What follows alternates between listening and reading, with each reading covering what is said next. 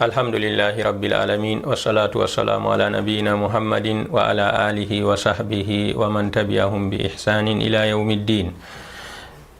Derɗiraɓe en bolwanan ha jonde meɗen nde ko laati ɓural lewru suumaye, gam lewru suumaye man ɗo en keddi be maaru. To kadi lewru suumaye man ɗo ɗum lewru mapindiru teddundu ndu Allah darjiɗini ɗum nder lebbi mako 12 ɗum wakkatiwel bo tilimgel ngel jawmirawo sowata ha muɗum kuuɗe boɗɗe. ɗum wakkatiwel tilimgel ngel jawmirawo yiɗi kuuɗe boɗɗe ha muɗum, ngel jawmirawo sowata kuuɗe boɗɗe ha muɗum. ɓi adamajo huwa kuugal pamaral ha nder lewru suumaye, kadi o hebra nder magal mbar jaari cowandi ɗuɗndi. kadi lewru suumaye man ɗo ɗum lewru hayru, ɗum lewru marndu barka, ndu pamarum ɗuɗɗinte ha muɗum, fotan ɗum laati ɗum kuuɗe boɗɗe walla ɗum kuugal hayruwal no ngal famɗiri fuu. kadi hayru magal be barka magal ɗuɗan ha nder lewru suumaye. gam jawmirawo ɓangiɗo o wi'ata shahru ramadan alladhi unzila fihi alquran hudan linnasi wa bayyinatin min alhuda wal furqan. kadi lewru suumaye ndu jawmirawo jippini ha nder darja lewru suumaye man ɗo, jawmirawo jippini alqur'anure muɗum teddunde ha nder lewru suumaye man. jawmirawo jippininde nde fuumare diga lawhul mahfuz ha baytul izza ha asamaga duniya ɗo. to kadi ɓawo ɗon ha diga baytul izza man bo nde ɗon jippo kadi deydey fodde haaje ha nde jippinde fuumare nde timmidi. to kadi ɗo man ɗo ɗum ɓural ngal suumaye gongal nder suumaye, ɗum ɓural jippingo qur'an man nder suumaye man ɗo. kadi ɗum ɓural ngal jawmirawo waɗi ɗum nder lewru suumaye man ɗo. kadi qur'anure man kayre man bo nde laatake ɗum kanda, nde laatake nde handore ɓiɓɓe adama en. ɗon ha mare bo hujjaji banguɗi banginanɗi deydey kanda ko woni ha dina islam, deydey kanda ko woni ha alqur'an man ɗo. nde ɗon mari ayaje be dalilaji deydey ko wanginta laɓɓinta kanda man. non qur'anure man bo nde laatake kayre man ɗo nde sendore hakkunde gonga be fewre. to kadi lewru suumaye man ɗo kayru man ɗo wari deydey ko wolwanta ɓural maaru, ko wolwanta yiɗego kuuɗe boɗɗe ha nder lewru suumaye man ɗo. hadiseji ɗuɗɗi wari ha dow majum, hadiseji ɗuɗɗi kadi. nder ɗon man hadisewol ngol Abu Hurayra filli radiyallahu anhu, kanko man o wi'ata anna nabiyya sallallahu alayhi wa sallam qal iza ja'akum ramadan futihat abwabul janna wa ghulliqat abwabun nar wa suffidati shayatin. kadi lewru suumaye nder ɓural maaru kayru man ɗo toni ndu warani on, lewru suumaye man ɗo toni ndu warani on, kadi laatoto nder ko woni ha maaru man ɗo jawmirawo maɓɓita dammuɗe aljanna. jawmirawo lewru suumaye to ndu darake jawmirawo maɓɓita dammuɗe aljanna muɗum, non do o maɓɓa dammuɗe yiite, non do o tonga sheyɗanji, o tonga sheyɗanji ɗi keɓata ɗi callito dow ɓiɓɓe adama en ban deydey ɗi mbawanno sallitago dow ɓiɓɓe adama en ha tana suumaye. to kadi jawmirawo ɓangiɗo kanko man ɗo oɗon tongo oɗon maɓɓita dammuɗe aljanna ngam ko woni ha lewru suumaye man ɗo ha ɗuɗgo kuuɗe boɗɗe, ngam ko woni ha lewru suumaye man ɗo ha ɗuɗgo kuuɗe boɗɗe ɗe ɓiɓɓe adama en kuwata ɗum nder lewru suumaye man ɗo. kadi ngam man waɗi jawmirawo maɓɓiti dammuɗe aljanna muɗum ha nder lewru man, ngam o solna ɓiɓɓe adama en suumotoɓe huwanɓe kuuɗe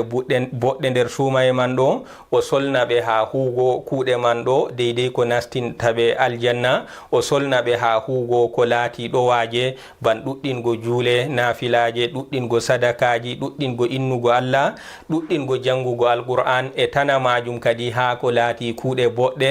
jawmirawo kanko man ɗo o maɓɓiti dammuɗe aljanna mako man ɗo ngam o solna ɓiɓɓe adama en jeyaɓe mako ha nder suumaye man ɗo be huugo kuuɗe boɗɗe man ɗo, ngam laatago kadi dammuɗe aljanna mako man kanje man ɗo ɗe ɗon maɓɓitaniɓe. ko moye fu solana huwa ɗuɗɗina kuuɗe muɗum laatiɗe boɗɗe ha nder lewru suumaye man ɗo. non jawmirawo o maɓɓi dammugal yiite, o maɓɓi dammuɗe yiite, kadi kanjum man bo ngam famɗugo gedde gonanɗe ha nder lewru suuma e man ɗo, ngam famɗugo gedde ɗe ɓiɓɓe adama en julɓe paggititto ɗum ha nder lewru suuma e man ɗo, laatoto gedde man kanje man bo ɗe pamɗitan, laatoto ɗe pamɗitan. To ni a fondi be lebbi tana suuma e gedde deydey ko ɓiɓɓe adama en julɓe paggititto ɗum ha nder lewru suuma e man ɗo, kanje man ɗo ɗe ɓuran famɗugo kadi. Ngam man yite bo kanje man bo nge omdama. Non seyɗanuji bo kanji bo jawmirawo tongake ɗi,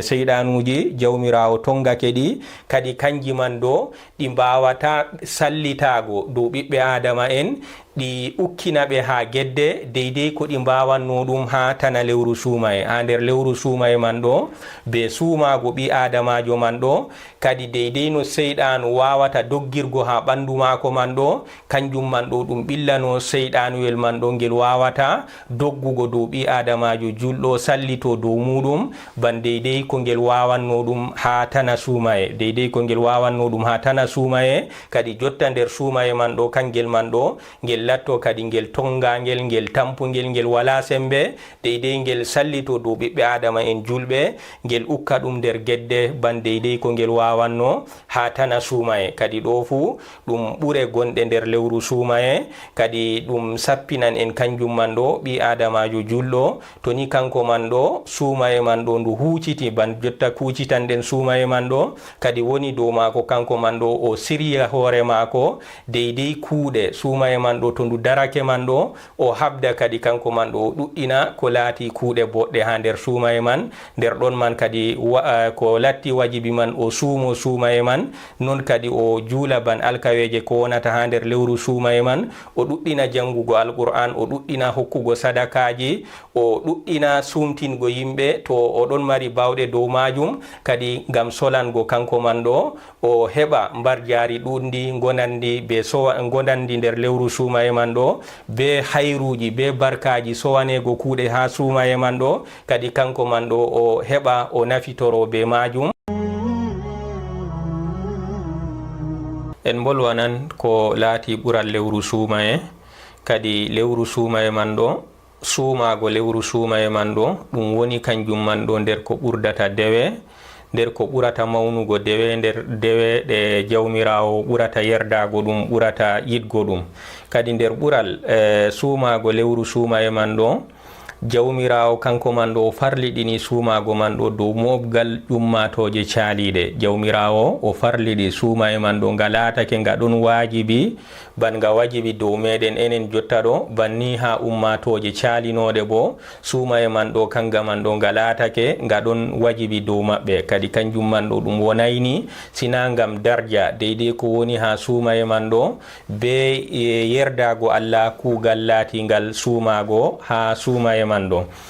To kadi jawmirawo ɓangiɗo o wiyata ya ayyuhalladhina amanu kutiba alaykumus siyam kama kutiba alal ladhina min qablikum la'allakum tattaqun. Kadi onon nuɗɗinɓe jawmirawo farliɗini dow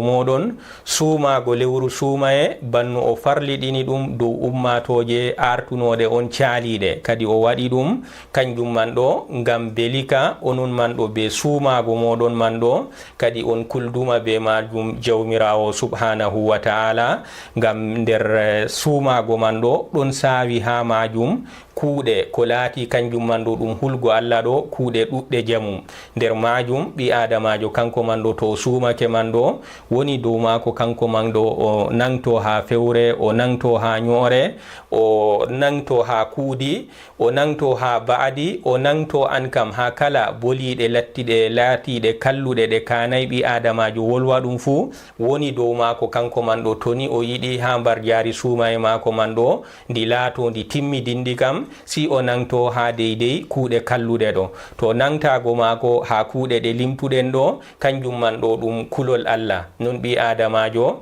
kanko man ɗo o nangtoto o ferwan, o nangtoto ha ñamgo be yargo, kanjum man ɗo oɗon yiɗi ɗum, oɗon solani ɗum, amma kadi o nangto ha majum ngam hulgo Allah, andugo jawmirawo ɗon ɗelliti be dow mako. Ngam man ɓi adamajo cuumiɗo kanko man ɗo o ferwan ha suudu mako deydey o foti o ñaman o yaran o wurto ha ɓiɓɓe adama en kam estugo ɗum koyɗum o wi'aɓe o suumi wala bawanɗo jokkago wi'a an ɗo a suumaki, amma kadi andugo ɓi adamajo jawmirawo ɗon ɗelliti dow maako ko oɗon nder suudu maako maɓɓi bo kanjum man ɗo ɗum waɗimo kanko man ɗo o reeni suumaye maako man ɗo ngam solango kanko man ɗo o heɓra be majum barjari jawmirawo, ngam hulgo bo kanko man ɗo ta o suumaki jawmirawo yangitamo be majum. to kadi kanjum man ɗo fu nder kuuɗe ko sappinta kulol Allah deydey ko woni ha nder lewru suumaye man ɗo. non nder ɓure lewru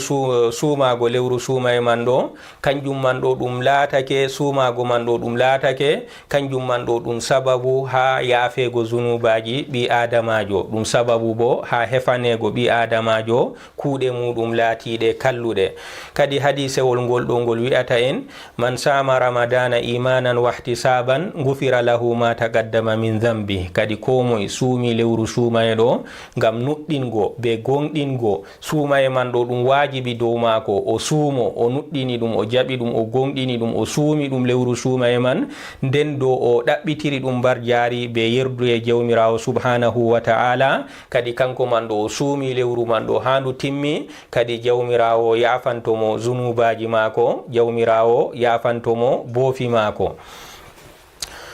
to ɗo man ɗo kanjum man ɗo ɗum hollan en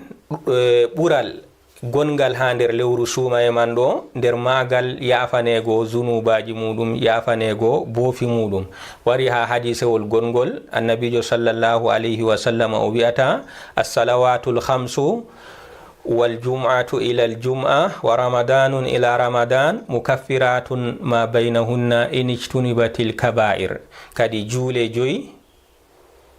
hakkunde maaje man ɗo hakkunde julde be julde kanjum man ɗo ɗum hefanan ɓi adamajo ko laati boofi muɗum. hakkunde a juuli subaha kadi bo a juuli zura kanjum man ɗo ɗum hefante boofi maɗa deydey ko woni hakkunde wakkatiji ɗiɗi man ɗo. a juuli zura be jama'are kadi bo asiri waɗi a juuli ɗum be jama'are kanjum bo ɗum hefane deydey boofi maɗa ko woni hakkunde asiri be zura. banni wakkatiji man ɗi fuumaji ha ɗi timma, banni wakkatiji man ɗo ɗi fuumaji ha ɗi timma. ni kam ɓi adamajo be julgo maako man ɗo laatoto kanko man ɗo oɗon hefane ko laati boofi maako kam fu ha hakkunde wakkatiji man ɗo, amma ko boofi kefeteɗi man ɗo kanjum latti zunubaji laatiɗi pamari. non jum'are ɓi adamajo jawmirawo fondimo o jum'i jum'are ndeɗo ɗo warande bo o jum'i kadi ko woni hakkunde jum'aji ɗiɗi man ɗo jum'ugo maako man ɗo ɗum laatoto ɗum sababu ha kanko man ɗo o yaafane ko laati boofi maako hakkunde jum'aji ɗiɗi man ɗo, amma kanko man ɗo ko yaafete hakkunde jum'aji ɗiɗi man ɗo kanjum laatiɗi boofi pamari. ban ko laati kanjum man ɗo ɗum gedde mawɗe kam kanje kam ɗe maran haaje ɓi adamajo tuuba ha maje, sharɗi maje kanje kam ha ɗe jaafe sina to ɓi adamajo man ɗo o tuubi ha gedde laatiɗe mawɗe. non suumago suumaye lewru suumaye e hikkaru a suumake ɗum jawmirawo yaafake ma deydey boofi maɗa be suumago maɗa lewru man ɗo ɗum laatoto ɗum sababu jawmirawo yaafe boofima ko woni hakkunde lewru ndu cuumiɗa hikka be lewru rowani ndu salinondu. to kadi ɗo man ɗo suumago man ɗo ɗum laatoto ɗum sababu mo jawmirawo yaafirante be muɗum ko laati boofi maɗa pamari, ko laati zunubaji maɗa laatiɗi pamari. amma ban mbiɗen deydey ko laati zunubaji mawɗi kam kanji man kam ɗi maran, kanji kam ɗi maran haaje tuubu laaɓɗo, ɗi maran haaje tuubu laaɓɗo ha jawmirawo yaafo jawmu gedde man ɗo ha maaje. to ɗum hakkeji yimɓe bo kadi ɗum maran kanjum man bo haaje ɓi adamajo o lornana jawmu hakke en hakkeji muɗum, walla bo o yaafitinoɓe ha hakkeji maako ha hakkeji maɓɓe. to kadi ɗo man ɗo ɗum sappinan en ko latti hallugo gedde laatiɗe mawɗe, ɗum sappinan en ko hallugo ko laati gedde laatiɗe mawɗe, ngam deydey ko jawmirawo waɗi nda ban suumaye kañum man ɗo ɗum hefan zunubaji, amma gedde laatiɗe mawɗe kanje man ɗe luttan dow jawmije kadi kanko man ɗo silto o tuubi ha maje. Ngam man kadi woni dow ɓi adamajo o solana kanko man ɗo o dayito ko laati zunubaji mawɗi, ngam kadi o heɓa deydey zunubaji mako pamari kam, suumaye mako be julde mako be hakkunde jum'a be jum'ugo mako ɗum hefanan mo deydey ko laati zunubaji laatiɗi pamari kam be enɗam jawmirawo subhanahu wa ta'ala.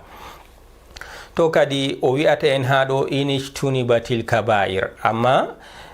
lunci ɓi adamajo kanko man ɗo ɗum laatoto ɗum kefergal man ɗo, amma kadi ɓi adamajo o dayto gedde mawɗe kanje man ɗo o daytoɗe. To o daytakiɗe bo kadi kanje bo ɗe ngoodi laawol hefgoɗe, kanjum laati tuubu. To ɗum haqqeji bo kanjum laati lornugo haqqeji man ha jawmiji en. Non nder ɓural gonal ngal nder lewru suumaye man ɗo, jawmirawo ɓangiɗo o shar'ani en dewe ɗuɗɗe ha nder lewru suumaye man ɗo, kanje man ɗo ɗe laatake ɗum sababu ha ya'afago meɗen zunubaji men be ɓamtugo darjaji meɗen ha kuuɗe boɗɗe. Non nder ɓural deydey ko wonata ha nder lewru suumaye man ɗo, jawmirawo nder moƴƴere jawmirawo wonde dow meɗen, kadi jawmirawo kanko man ɗo o fondi en ha ko laati kanjum man ɗo huugo kuuɗe boɗɗe ha nder lewru suumaye man ɗo.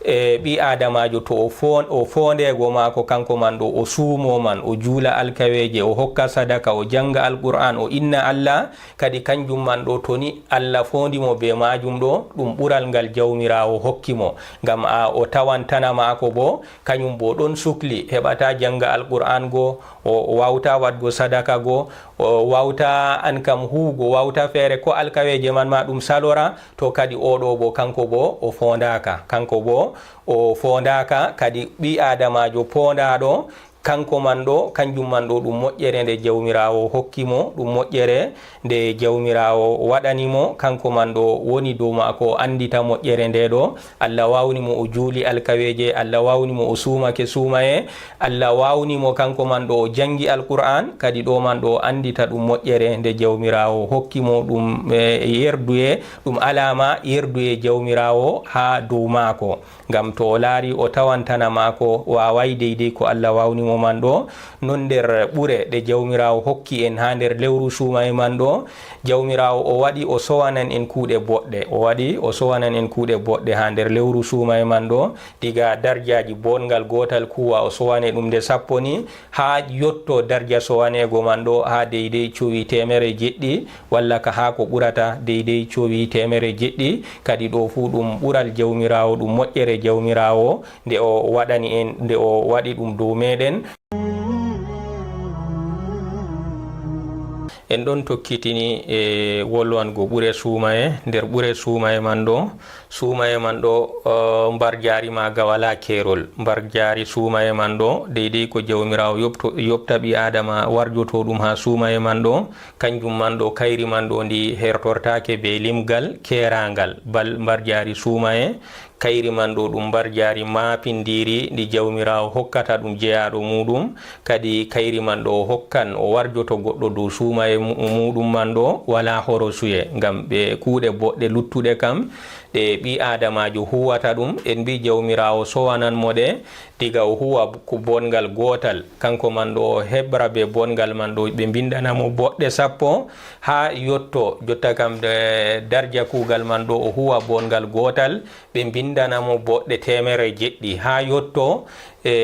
ɓura deydey o huwa kugal bongal gotal 100 goma ɓe cowanamo ha saalo deydey boɗɗe 100 be bongal gotal ngal o huwi ɗum.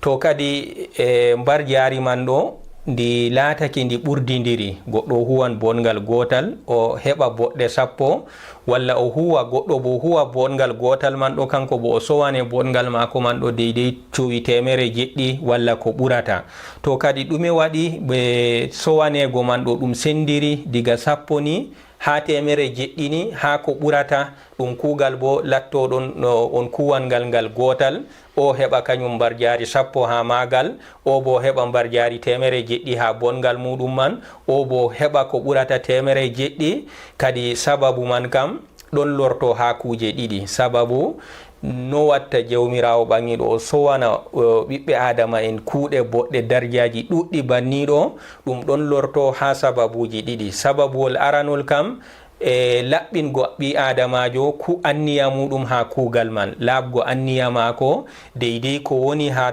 kuugal man ɗo kanjum man ɗo ɗum waɗan o sowrane be majum diga ko ɓurata diga 10 ni ha ko ɓurata 10 ha yetto temere jeɗɗi ha deydey ko ɓurata temere jeɗɗi man ɗo be laɓgo anniya mako ɗiɗaɓol man kanjum wonte tokkago kuugal man sunna annabijo sallallahu alayhi wa sallam ni kam ngal woni anniya kuuɗo ngal ɗon laaɓi ha magal non ngal tokkake sunna annabijo sallallahu alayhi wa sallama kadi be sababuji ɗiɗi ɗiɗo kadi laato be maji man ɗo ɓi adamajo o sowane bongal mako diga 10 ni ha yahago temere jeɗɗi ha yahago ko ɓurata kadi deydey fodde ɓuwa sembe imanaku mako be sembe laɓɓingu mako anniya mako be yaktago mako sunna annabijo sallallahu alayhi wa sallama ha kuugal man to kadi ɗo man ɗo ɗum sappinan en ɓi adamajo o solana ha kuugal mako ngal o huwata fuu ɗo o solana kanko man ɗo tabitingo deydey fiiji ɗiɗi limtaɗi ɗo laɓɓingo anniya be tokkago sunna annabijo ha kuugal man ɗo kanjum man ɗo o solana ɗum ha kala kuugal mako ngal o huwata fuu ngam o heɓra be magal kadi mawnugo mbarjaari ngam o heɓra be laɓɓingo anniya be tokkago sunna annabijo sallallahu alayhi wa sallama ɗum laato ɗum sababu kadi ha mawnugo kuugal mako ngal o huwata ɗum non wari ha hadisewol jawmirawo ɓangiɗo o wi'ata kala kuugal ngal kullu amal ibni adama lahu illa sawma fa innahu li wa ana ajzi bih kadi kala kuugal ngal ɓi adamajo o huwata fuu kangal man ɗo ngal wodanimo mbarjaari man ɗo ndi wodanimo o huwani ɗum ngam hoore maako o warje dow majum gal man o wi si sumaye kadi fa innahu li wa ana ajzi bih kadi kanji kayri kam mbarjaari man sumaye kam ɗum mo am min do mi warjoto ɓi adamajo cuumiɗo man ɗo mi warjotomo to la shakka kadi kuugal ngal jawmirawo wi kanko be hoore maako o warjete ngal ɗo mbarjaari magal hawtata be tana magal kuugal ngal jawmirawo ƴefti o wi kuugal man ɗo o laafi ngal ha maako o warjete ha magal la shakka mbarjaari magal laatoto mapindiri jamum ndi laatoto bo ɗum mbarjaari ndi wala keerol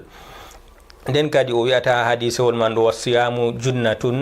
wasiyamu junna fa ida kana yawmu sawmi ahadikum fala yarfus wala yaskhab fa in sabbahu ahadun aw qatalahu falyaqul inni sa'im kadi sumaye man ɗo ɗum wirgo ha yiite ɗum hunde nde jawmirawo renrata ɓi adamajo cuumiɗo man ɗo ɗum kuugal ngal jawmirawo renrata mo be muɗum ha yiite to kadi ɗo man bo ɓi adamajo ko o huwata fuu kanko man ɗo ngam o hisa yiite man to suumaye man ɗo kanjum man ɗo ɗum laatake ɗum wirgo ngo ɓi adamajo wirnango jawmum ha yiite kadi suumaye man ɗo nder ɓural muɗum kanjum man ɗo ɗum renan ɓi adamajo ha yiite be moƴƴere jawmirawo subhanahu wa ta'ala non wari ha hadisewol gongol wari ha hadisewol gongol kullu amal ibni adama lahu yudaafu alhasanatu bi ashri amsaliha kala kuugal ngal ɓi adama huwata fu kanko mari ngal oɗon sowane ngal bongal be 10 yeru muɗum ha temere jeɗɗi ha ko ɓurata kadi sina suumaye kanko kam mo am ɓi adama jawmirawo o wi'ata ha ɗo ɓi adamajo acca suuno maako be giɗaɗe maako fu ngam am kadi ngam man min do mi mawninanan mo mbarjaari suumaye maako man ɗo mi warjoto mo mbarjaari suumaye maako man ɗo wala keerol to kadi ɗo man ɗo nder ko sappinta en ɓural suumaye nder ko sappinta en ɓural suumaye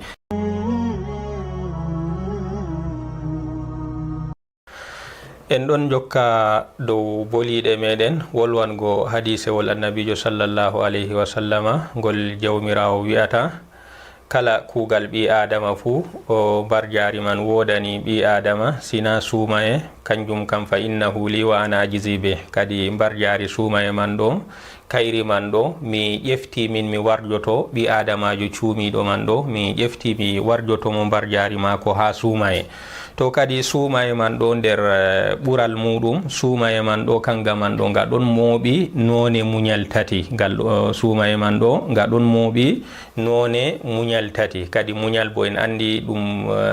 kuugal laatingal mapindiwal jamum ngal jawmirawo warjoto ɓi adamajo laatiɗo muñɗo man ɗo jawmirawo warjoto mo mbar jari ɗuɗndi kayri man ɗo ndi wala horo suye. Kadi nder ɗon man ɗo suumaye man ɗo nga ɗon mooɓi none muñal tati. Nder ɗon man ɗo ɗon nder suumaye man ɗo muñgo dow ɗowtanago jawmirawo subhanahu wa ta'ala ɓi adamajo jawmirawo farliɗini dow mako suumaye. Kadi kanko man ɗo o ɗowtani jawmirawo o suumi suumaye laatinga farilla nga jawmirawo farliɗini dow mako man ɗo o muñi dow majum. O ɗon mari haaje masalan o ɗon mari haaje mo ñamdu kanko man ɗo o haɗito ha muɗum. O ɗon mari haaje suuno mo farji mako kanjum man bo o haɗito dow majum deydey wakkatiwel ngel jawmirawo herɗini ɗum. To kadi muñal ngal ɗo man ɗo o muñi dow ɗowtanago jawmirawo subhanahu wa ta'ala. To ɗon ha suumaye man ɗo muñgo dow karam ɗiɗi jawmirawo harmini. Jawmirawo ɓangiɗo o wi to ɓi adamajo o nangtake ha suunogo reedu mako be suunogo farji mako o woni dow mako kadi bo ha mbar jari suumaye mako man ɗo ndi laato ndi timmidindi man ɗo si o nangta ɗemgal mako ha fewre ha ñoore deydey gedde ɗe o yeddirta ɗum be ɗemgal man ɗo kadi woni dow mako kanko man ɗo o nangto ha majum ngam ha o heɓa mbar jari suumayere mako man ɗo nde laato nde timmidinde.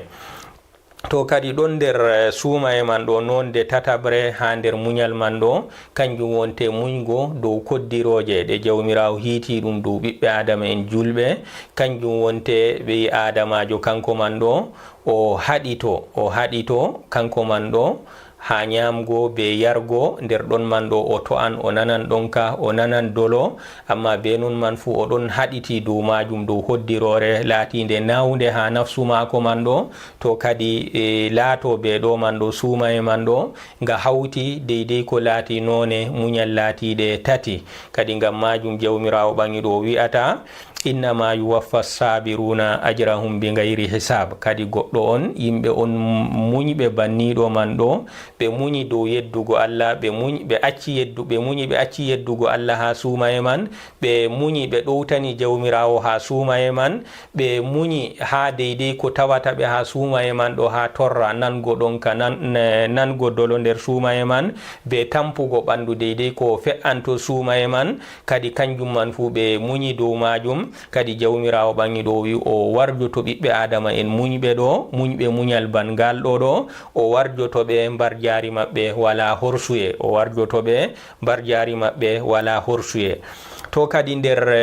ko hollinta en ɓural hertorago jawmirawo be mbar jari suumaye o wi kala kuuɗe ɗe kuuɗa fu mbar jari man ɗo a sowante diga 100 ha 100 amma ha ko ɓurata amma suumaye kam o wi kuugal man ɗo mbar jari man ɗo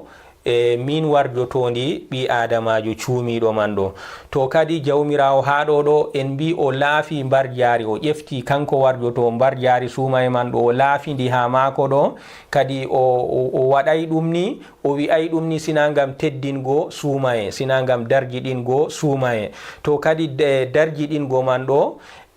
ɓi adamajo tammi wangango ɗum bote man ɗo ha ñande darngal tammi wangango hertorago mo jawmirawo hertori mbar jari suumaye ɗo bote man tammi wangango ɓi adamajo ha ñande darngal. Ɓi adamajo o waran be kuuɗe boɗɗe ɗuɗɗe amma o wara o ɗon mari toñangeji bo ɗuɗɗi kadi jawmu en toñangeji man ɗo ɓe garan kamɓe man ɗo jawmirawo hokkita ɓe hooca yoɓa ɓe toñangeji maɓɓe man ɗo walla hakkeji maɓɓe man ɗo o hooca ha kuuɗe ɓi adamajo o toñiɗo man ɗo hooca boɗɗe muɗum o yoɓra deydey toñaɓe.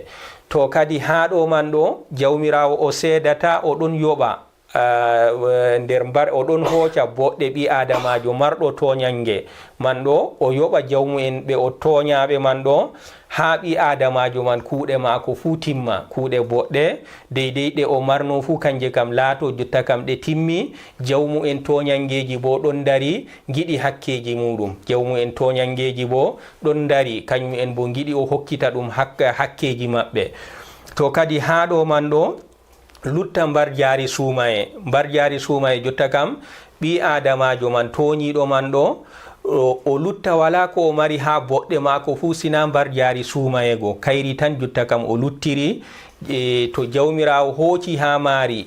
yoɓri jawmu en haqqeji toñaɓe go o laatoto kanko man ɗo o wala mbar jaari sam o sakkine nder yiite. To amma jotta kam jawmirawo o kanko man ɗo ƴefti o wi mi yoɓete mbar jaari suumaye ɗo min be hoore am mi warjete dow majum, kadi ɗum holli en mbar jaari man ɗo ndi mawnan. To kadi nder ɗon man ɗo jawmirawo o lutta mbar jaari suumaye go kam o luttanandi jeyaɗo mako cuumiɗo go o hoocatandi o yoɓra jawmu en haqqeji. Innama jawmirawo o hooca nder moƴƴere mako nder ɓural mako o hooca boɗɗe noon deydey ko yerdinta jawmu en haqqeji go. moy fu nda yiɗi haqqe muɗum an o jawmu en kuuɗe o yoɓanɓe amma nder moƴƴere mako o hooca jotta kam nder moƴƴere mako kanko noon kuuɗe boɗɗe ɗuɗɗe deydey ko yerdinta ɓe o hokkita ɓe kamɓe kam dow haqqeji maɓɓe dillata mere ɓe keɓtan. To mbar jaari suumaye go kayri kam o luttandi o siganodi oɗo ɓi adamajo laatiɗo cuumotoɗo go o luttana ɗum mbar jaari man ɗo kadi be mbar jaari man be moƴƴere mako kadi ɗum laato be majum o nastinira ɓi adamajo cuumiɗo go aljanna be mbar jaari suumaye muɗum ndi o lutti o yoɓray ɗum jawmu en haqqeji go kadi be majum o nastinira ɗum aljanna be mbar jaari man be enɗam mako. To noon ɓi adamajo cuumiɗo kanko man ɗo oɗon mari seyoji ɗiɗi wakkati o suumoto o ñalli suumago wakkati o sumtotoɗo kanko man ɗo o maran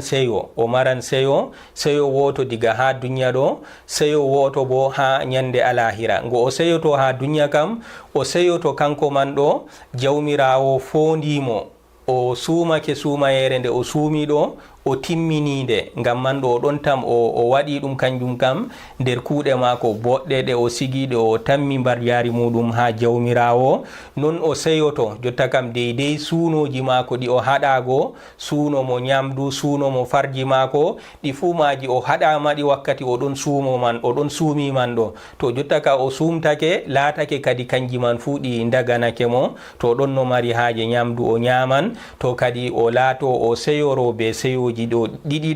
ɗo kam diga ha duniya ɗo ɗon mari seyo wongo bo ha alahira kango man ɗo kanjum wonte ban mbiɗen seyo ngo o seyoto ɗum toni jawmirawo ƴewnake ɓiɓɓe adama en suumiɓe man ɗo woodi dammugal ngal jawmirawo waɗi ngal ɗon hertori be yimɓe e ɗuɗɗinnoɓe suumago ha duniya ɗo ngal ɗon hertori be maɓɓe. To kadi to o seyoto seyo ɗiɗaɓo bo toni jawmirawo ƴewnake mo o wara o nastira aljanna ha babur rayyan. To ɗo bo nder seyo ngo ɓi adamajo tammi seyago ɗum ha ñande dargal. En bolwanan ko laati kiita suumaye kadi suumaye man ɗo ɗum laatake ɗum wajibi dow julɓe. suumago lewru suumaye man ɗo kanjum man ɗo ɗum wajibi dow ɓi adamajo kala dow julɗo balingiɗo kakkilɗo fuu kadi woni dow mako kanko man ɗo suumaye man ɗo doole dow mako o suumo lewru suumaye man ɗo ɗum wajibi dow mako kadi sina geldiɗi sharia waɗata ɗum. jawmirawo ɓangiɗo o wi'ata ya ayyuha allazina amanu kutiba alaykum siyam kama kutiba ala allazina min qablikum la'allakum tattaqun. kadi onon ɓiɓɓe adama en mumini en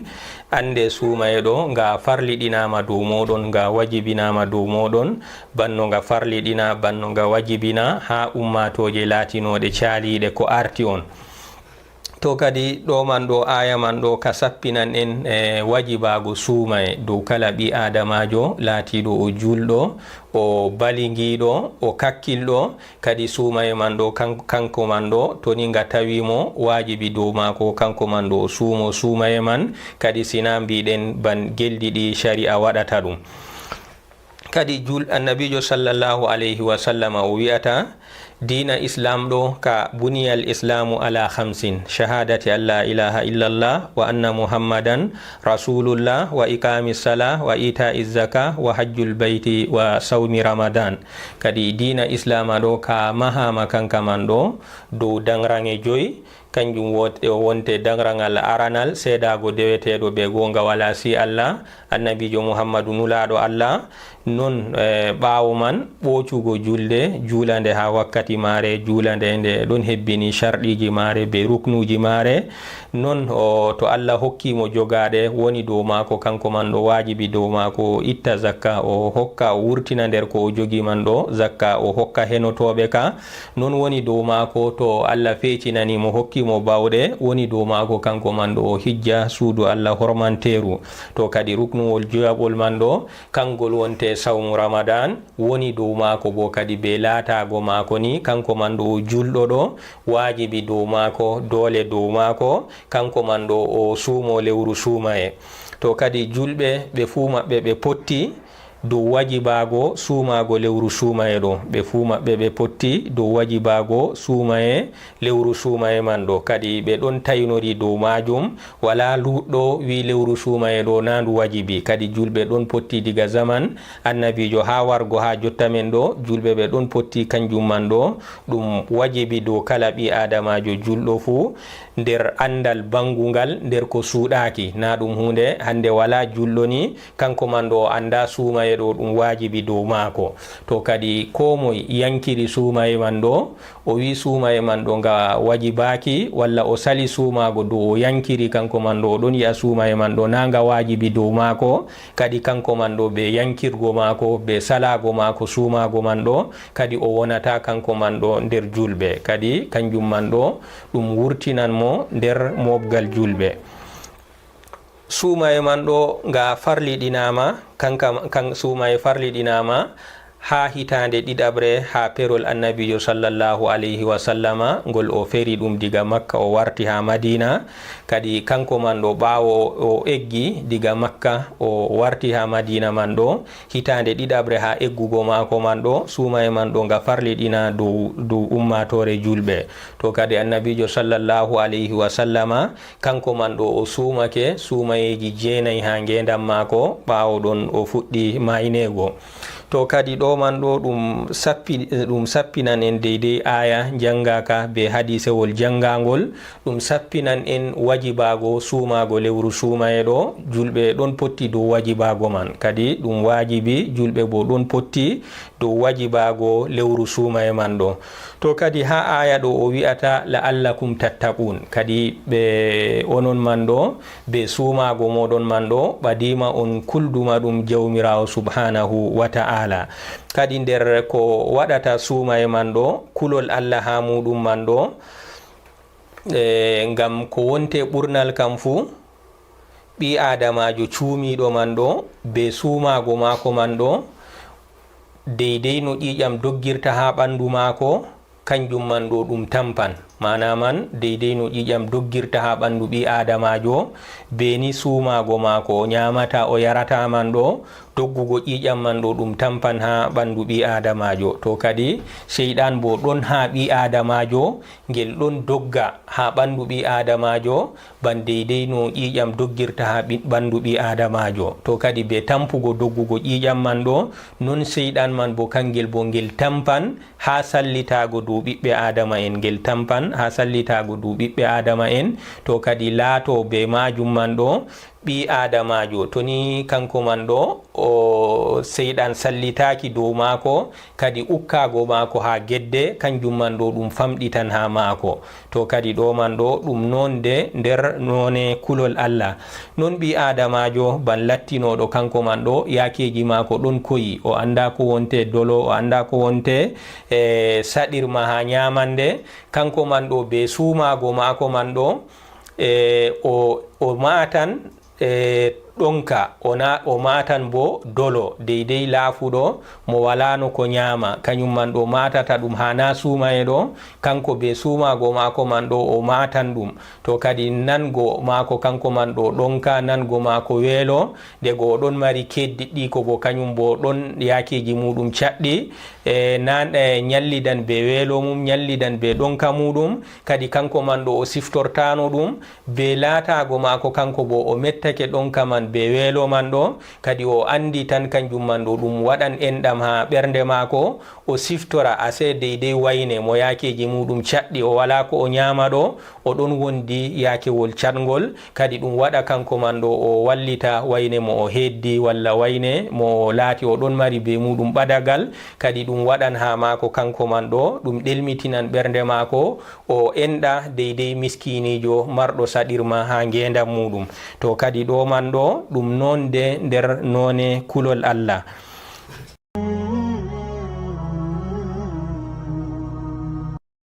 En bolwanan deydey ko laati wajibago noy en mbi lewru suuma e suumago ɗum wajibi. To kadi en bolwanan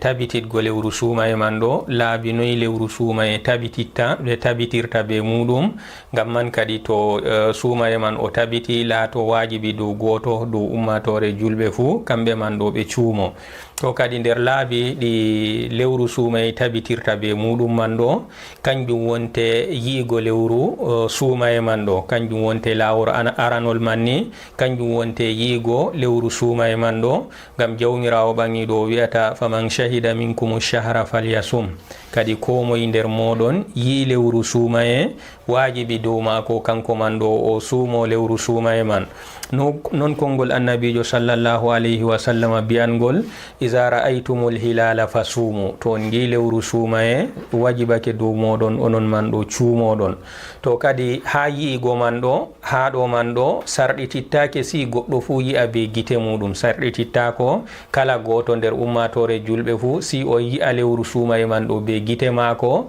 nden o fuɗɗa suumago. Innama ko laati wajibi kam to ni woodi giiɗo nder ummatore julɓe, kanko man ɗo o laatake o julɗo, o kakkilɗo, o balingiɗo, nden kanko man ɗo ɗon mari hoolare, o goɗɗo koolaɗo. Kadi kanko man ɗo to ni tabiti yi'igo lewru suuma e man ɗo be giɗɗe maako, o sappini ɗum deydey ardiɓe ha nokkure man tabitini giɗɗe man, kadi wajibake dow ummatore julɓe fuu ha lesdi man kamɓe man ɗo ɓe cuumo. Kadi be habar goɗɗo mbiɗen, be habar goɗɗo lattiɗo o julɗo, o balingiɗo, o kakkilɗo, nden habar maako bo hoolete. Kanko man ɗo to ni jihare suglantode haala lewru anditi fakat sarɗiji man o ɗon hebbiniɗi giɗɗe maako man ɗo ɗe koolama, ɗe jaɓama. Kadi wajibi dow ummatore kamɓe man ɗo be majum man ɗo lewru suuma e tabiti dow ummatore, wajibi dow maɓɓe kamɓe man ɗo ɓe cuumo. Ngam wari hadisewol goto nder arabinko en kamɓe wonte yimɓe yaasi wuro, goto nder maɓɓe wari ha annabijo sallallahu alayhi wa sallama, o wi'ata annabijo mi yi lewru. Annabijo wi'ata mo an man ɗo a seedoto deweteɗo be gonga wala si Allah na? O wi'ata annabijo miɗon seedi deweteɗo be gonga wala si Allah. A seedoto min do mi nulaɗo Allah na? O wi miɗon seedi an do a nulaɗo Allah. Nden annabijo sallallahu alayhi wa sallam wi'ata Bilal umma maatin yimɓe ɓe cuumo jango, umma maatin yimɓe ɓe cuumo jango. To ɗo man ɗo ɗum hadisewol ngol sappini en kadi oɗo man ɗo o wari o sappini annabijo kanko man ɗo o yi lewru suumaye, annabijo tabitini juldam kumako o julɗo, oɗon seeɗo deweteɗo be gonga gonga wala si Allah annabijo Muhammadu nulaɗo Allah. To kadi annabijo umri Bilal umma yama atin yimɓe kamɓe man ɗo ɓe cuumo jango suumaye. to non hadisewol ɗiɗaɓol bo goto nder sahabo en o wi'ata yimɓe ɗaɓɓiti yiigo lewru nden o wari kanko man ɗo o matini annabijo sallallahu alayhi wa sallama kanko man ɗo o yi lewru nden kadi kanko wonte sahabojo man kanko wonte Ibnu Abbas ha hadisewol kadi arabinkejo garɗo matini annabijo o yi lewru annabijo umri Bilal ummo matina yimɓe jango suumaye ɗo hadisewol man Ibnu Abbas fillani en hadisewol man. to non hadisewol ɗiɗaɓol man tokkotongol bo sahabojo annabijo bi'eteɗo Ibnu Umar radiyallahu anhuma kanko man ɗo o wi'ata tara annasu alhilala fa akhbartu nabiya sallallahu alayhi wa sallama anni ra'aytuhu fasama wa amara an-nasa bi siyamihi. kadi o wi yimɓe ɗaɓɓiti yiigo sahabojo bi'eteɗo Ibnu Umar kanko man ɗo o wi yimɓe ɗaɓɓiti yiigo lewru suumaye kadi garmi matin mi annabijo sallallahu alayhi wa sallama min man ɗo mi yi lewru suumaye annabijo o suumi be hoore maako o umri yimɓe bo cuumo. to kadi hadiseji ɗe o ɗiɗi fuu ɗi cappini en annabijo o tabitini giɗɗe ɓeɗo sahabo en ɗiɗo ɗo o tabitini giɗɗe maɓɓe kadi o umri ummatore bo suumi be giɗɗe maɓɓe. to kadi ni kam hadiseji man ɗi cappinan en yiigo lewru man ɗo na wajibi dow kala goto fuu si kanko man ɗo o yi'a innama wajibi dow kala hani dow kala ummatore fuu ɓe ɗaɓɓita yiigo lewru man ɗo kadi ɗon man ɗo kala yoga maɓɓe to yi lewru man ɗo he'ani yoga ɓe gi'ai kadi laato be man ɗo suto yoga giɗɗe man ɗo ɗe tabiti kadi wajibake dow ummatore lesdi ngori kamɓe man ɗo wajibake dow maɓɓe kamɓe man ɗo ɓe cuumo. to kadi to ni lesdi ndi yi giɗɗe ndi tabitini giɗɗe maari kadi to wodi mo suumaki ha nder maari bo kanko bo andita o yari suumaye kam tabiti deydey ni jihaji cuklaniɗi haala largo lewru jihaji cuklaniɗi haala largo lewru ɗo kanji man ɗo ɗi tabitini ha lesdi lewru suumaye tabiti yi'ama to kadi be majum ha nokkure man kam suumaye darake wajibake dow goɗɗo goto fu ha nder lesdi man ɗo kanko man ɗo o suumo. to kadi to waɗi lettare o wi kanko silto o yi be gite maako bo kadi o anda kanko man ɗo o faggitake zunubawol latingol mapindiwol kanjum wonte kanko man ɗo o fewni ummatore julɓe ha lesdi man. non do o yari suumaye ngam ɓe matini jango suumaye o suumaki ɗo o yari suumaye to ɗo man bo ɗum zunuba mapindi ha jamum yargo maako ni ummatore julɓe fu ɗon cuumi kanko bo o ɗon yara o ɗon fewni ɓe kanko man ɗo o ɗon yara mana man kadi kanko man ɗo man bo yargo maako man ɗo ha kiita kam kanko man ɗo o yari suumaye. to yargo maako suumaye man ɗo ɗum zunuba mapindi ha wala ko o watta o hefanamo zunuba man ɗo wondo o suumake ngendam maako ɗam fuma jam o wawta yobgo deydey nyalde nde o yari be anniya kanko man ɗo o ɓawoni giɗɗe tabiti ha lesdi maako o suumaki ɗo kadi o hefgo zunuba man ɗo ɗum saɗanan mo jamu. to kadi ɗo man ɗo ɗum sappinan en kadi wajibago tabititgo giɗɗe man ɗo be yiigo ɓi adama to woodi goɗɗo lattiɗo o julɗo o balingiɗo o kakkilɗo o koolaɗo kanko man ɗo o yi wajibake kadi dow ummatore julɓe ha nokkure man ɗo ɓe cuumo ɓe fuu maɓɓe. non jotta kam na giɗɗe woodi laawol gongol feere laawol ɗiɗaɓol bo ha ko tabitirta be muɗum lewru suumaye man ɗo kanjum wonte timmingo lewru artundu man ɗo ndu ko a lewru artandu suumaye man ɗo ndu hebbidini nyalɗe maru 50 to ndu waɗino gas e 9 ndaren suumaye to en gi en cuumake jango en gi'ai wala giɗɗe ɗe tabitay sam ha lesdi ɗo man bo kadi kebbinen cappantatire man ɗo ñallen en cuumaki nde kadi ɓaawo cappantati kam kadi wala haaje jotta kam ha goɗɗo o wiya o yiina o yi'ay ngam lewru meɗen ndu salata ko balɗe cappantati to kadi ɓaawoni lewru ndu hebbini balɗe cappantati janngo kam suumaye man ɗon tabiti to laabi ɗiɗi kanji lewru suumaye tabitirta be muɗum imma be giɗɗe walla bo be hebbingo lewru artandu suumaye man ɗo ñalɗe maru cappantati to kadi ɗo man ɗo to ni lewru suumaye ban mbiɗen jiha cuklantoka giɗɗe lewru ha meɗen jiha man ka tabitini lewru yi'ama fotan ɓe matini ha radio walla ɓe matini ha télé kadi wajibake dow meɗen wajibake dow ummatore julɓe kamɓe man ɗo ɓe cuumo wajibake dow ummatore julɓe kamɓe man ɗo ɓe cuumo be majum suumaye tabiti ha nokkure man ɗo kadi goɗɗo ɓi adamajo lettiɗo wi kañum man ɗo o suumatako o hoolaki habarwol man kadi kanko bo anda o faggitake zunuba laatika makka nder ɗon man fewnugo ummatore julɓe nder ɗon man bo yargo maako suumaye nder ɗon man yargo maako suumaye o hoɗay go'ore be ummatore to kadi bo zunuba gotka bo a tawan nde o hoyday go'ore be ummatore ɗo kadi bo o juldata be ummatore man ñande julde bo waran ɓe matina hande julde kanko kam suumaye maako o hebbinay ɗum ɗo man bo ndeni o hoolaki giɗɗe kam giɗɗe maɓɓe ha tabitingo suumaye o hoolatako giɗɗe maɓɓe kadi bo ha yiigo suumaye to kadi ha ɗo man bo kadi bo o faggito zunuba gotka bo kanka laati suumago ñande julde ummatore julɓe fuu ɓe juuli ɓe ɗon ceyi kadi kanko bo o ñalla o ɗon suumi to ɗo bo ɗum zunubawol gongol ngol o faggiti ni kam salago giɗɗe man ɗo ɗum sabbibinan dow ɓi adamajo zunubaji ba'indirɗi suumago ñande julde ɗum karam ɗum kadi nder ɗon man tawamo ñande julde go bo kanko man ɗo o ɗon suumi to kadi ɓi adamajo kanko man ɗo o habda o hisna hoore maako ha zunubaji ba'indirɗi ɗiɗo o habda o hisna ɗi hoore maako o hoolo ummatore julɓe to suumaye man matinama kadi kanko man ɗo o hoolo konngol maɓɓe o suumo to ni ɓe jiha cuklanika giɗɗe lewru matini janngo bo julde ɗo bo o hoolo jiha man ɗo o hoolo ummatore julɓe o jaɓa ha ɗon man bo o suumo haza wa sallallahu wa sallama ala nabiyina muhammadin wa ala alihi wa sahbihi wa man tabi'ahum bi ihsanin ila yawmiddin.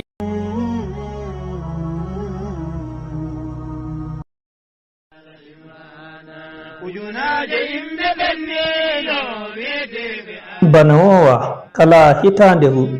ɗo lewru ramadana walla lewru korka yalti kode radio international abuja e tv ɗon jaɓa wazuji walla firo alqur'ana wal seningal wazuji dina islama gila modiɓɓe feere feere nder nigeria e ma yaasi leydi ndi him kode radio international abuja e tv ɗon andina sobaɓe muɗum sobiraɓe jokkodiral ga yaki waddanke on tafsiriji gam wazuki ummatore julɓe ha to tawa fu tokkoɓe kode radio international abuja nder windere nde'e min ɗo andina on wiki hikkama bano wowa kala hitande fu dammugal amen ɗon maɓɓiti kala giɗɓe fu lildoyamin ko tefamin ngam anduki ɗiye laabi tokkata gam rokkukimin wazuji maɓɓe ɗi tafsiriji maɓɓe ha nder ndu'u lewru kode radio international abuja ɗon jaɓa wazu ko tafsir gila minti 3 ha yaki minti 30 ha ma yaki awa gotel walla sa'a go'o gam nohon tefayɓe bayanu ha dow no ɓe mbawata ɓe nildami e tafsiruji ko lawol ngol ɗum tokkata gam huccuki wazuji walla ɓiro tafsir maɓɓe ɓe mbawai ɓe ɗaɓɓa nde e tongorde walla lamba ka'a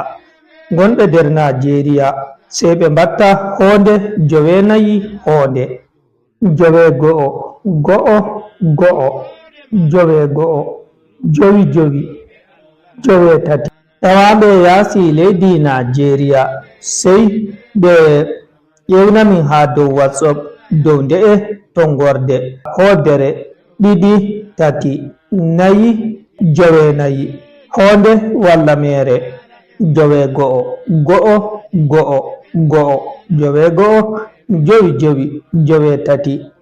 ngam non dammugal amen ɗon maɓɓiti. giɗɓe hoccuki teddenga tafsirɗu wawai ɗaɓɓa ka lamba gonde kode rediyo international Abuja. laabi ɗimin cakata ha tafsiriji amin hawti nder taskaramji amin ɗimin taskata kala jamdi 9 yaki 9 reta ɗi rediyo. nden bo min battay tafsiriji ɗin live walla darnde goo dow hello Facebook kode rediyo hawtande channel YouTube amin kode TV. nden bo min ɓilay bidiyoji guddi gila minti gotel yaki minti 3 ha dow TikTok amin ɗum kode TV. nden bo audiyoji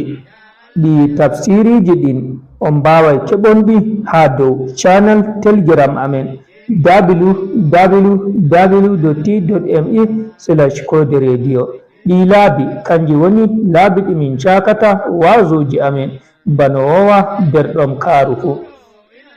sobiraɓe amin tawaɓe ha leydi Kamaru inanta leydi Nijar bowuɓe nildoykimi ma tawaɓe nder Nigeria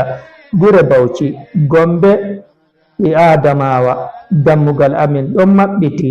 gamma jaɓuki tafsiriji mon. nden bo giɗɓe fuɗɗa rokkukimin tafsir dammugal amin ɗon maɓɓiti sey ƴewno nde tongorde walla lamba ka'a kamin dokki on ma min nani on.